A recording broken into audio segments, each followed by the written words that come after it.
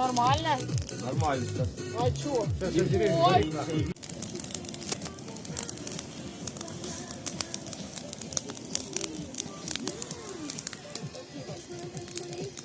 А мы спускаем.